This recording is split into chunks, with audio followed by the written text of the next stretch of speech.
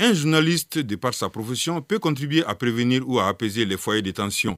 Cette formation est une belle occasion pour les participants d'approfondir leurs connaissances sur la pratique du métier en période de conflit.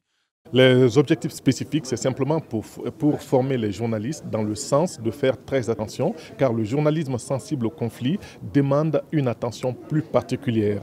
Il faut faire attention au choix des mots, au choix des informations à traiter et surtout au choix de la diffusion des informations à un moment précis. Et il y a certaines informations qui peuvent avoir des incidences sur les communautés. Ça peut créer des tensions inter- ou intracommunautaires. Donc il faudra qu'on fasse attention comment faire ce choix en étant fidèle à l'éthique et à la déontologie du métier. Et également un journaliste qui va dans une zone en conflit, comment il doit se comporter? C'est extrêmement important. Quelles sont les mesures de précaution qu'il doit prendre et surtout, comment faire attention entre les fake news et les deepfakes. J'ai des exemples que je vais montrer. Il y a un exemple, par exemple, sur le président de la transition qu'on a fait passer dans un discours en anglais qui n'a jamais existé. Et pourtant, c'est la voix du président, c'est son visage et ce sont ses lèvres qui bougent. Mais je vais démontrer que c'est un faux, c'est un deepfake.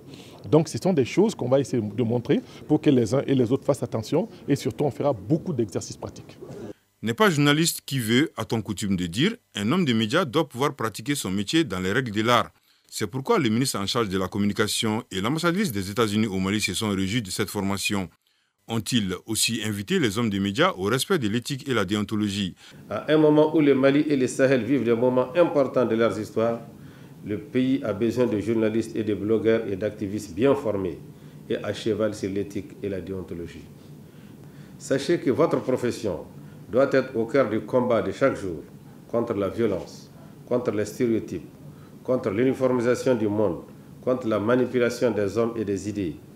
Vous devez tout simplement vous battre chaque jour pour la paix, la liberté et la concorde sociale.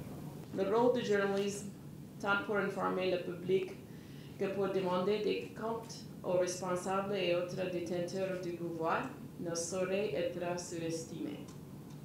Une presse libre et responsable est le fondement de toute société moderne, servant à la fois de sentinelle et de plateforme pour le libre échange d'idées. Les journalistes sont l'un des piliers de la nation et de la démocratie. Certains participants expriment leurs attentes. Nous, on pense que cette formation va nous donner certains éléments pour qu'on soit, je dirais entre guillemets, des journalistes plus responsables. Pour que l'information soit plus utile aux auditeurs, aux téléspectateurs et aux lecteurs, alors plutôt que d'être une information nuisible. Quand l'information est nuisible, ça peut amener beaucoup d'autres conséquences qu'on ne souhaite pas. On a vu des cas dans l'histoire, il y a eu la radio des 1000 collines qui a mis le Rwanda à feu et à sang. Après Bamako, cette formation s'étendra à 3 régions du Mali, notamment Koulikoro, Ségou et Sikasso.